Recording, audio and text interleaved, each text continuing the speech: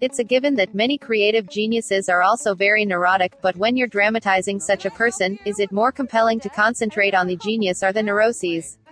While the answer, in most cases, would seem to lie in revealing the nexus between the two, Where Do You Go? Bernadette, no question mark, focuses almost exclusively upon the paralyzingly neurotic side of its subject, a brilliant architect who for 2 decades hasn't designed so much as a mailbox.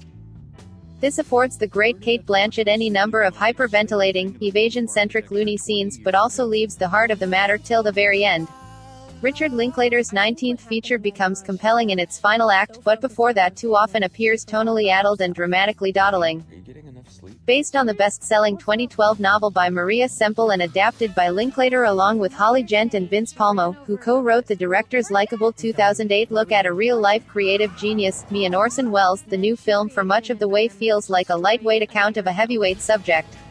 Opening shots reveal that Blanchett's Bernadette will wind up kayaking about amid Antarctic icebergs, but a sudden lurch back to 5 weeks earlier reveals the far more prosaic water-bound predicament of a leaky house in waterlogged Seattle.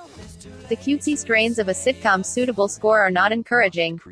Seemingly coiffed to resemble Joan Didion at a certain age, Bernadette is described as one of the greats, a pioneer of the green architectural movement. In the moment, however, she is panicky, committed to avoidance and excuses, heavily medicated and a general pain. These days, she'd rather rant than create.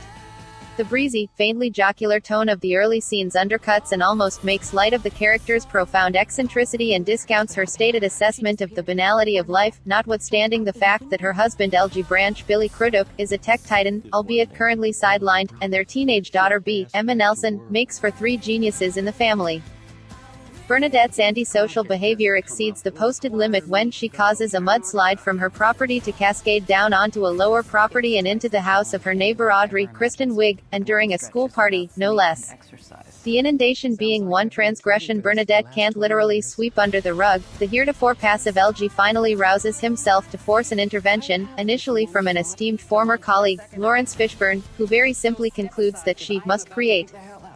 Simpler said than done. At this stage the film finally leaves behind the flashing yellow lights and shifts into a higher gear where the woman, however much she may protest, finally begins to peek out from under her protective rock, survey the landscape and come to see that her ultimate salvation may lie in, where else? Antarctica. From this point on, the journey becomes a more interesting one, serious but with an eccentric, unorthodox feel entirely dictated by the unusual titular figure, a woman who, we come to learn, has suffered a traumatic creative, professional blow that perhaps others might have risen above but that destroyed her ability to focus and create. It's a startling dilemma to consider once all the relevant evidence is laid on the table, which may come a little late in the game as far as engaging with the story is concerned. But it does provide the needed heft to carry the story through to its edifying conclusion. In that a major diary of a mad housewife aspect lies at the heart of the story, one can only wonder at times why Bernadette's condition has gone unaddressed for so long.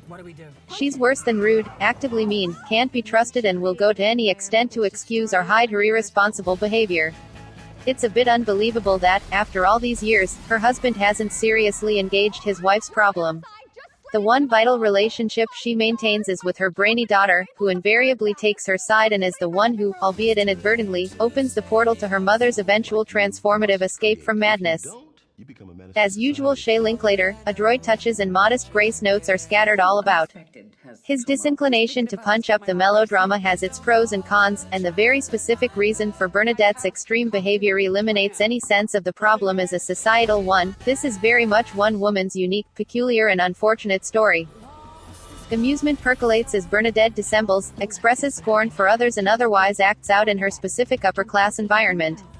As with Melissa McCarthy's character in the recent and excellent Can You Ever Forgive Me?, laughs are provoked by the spectacle of a middle-aged woman behaving badly and telling people off.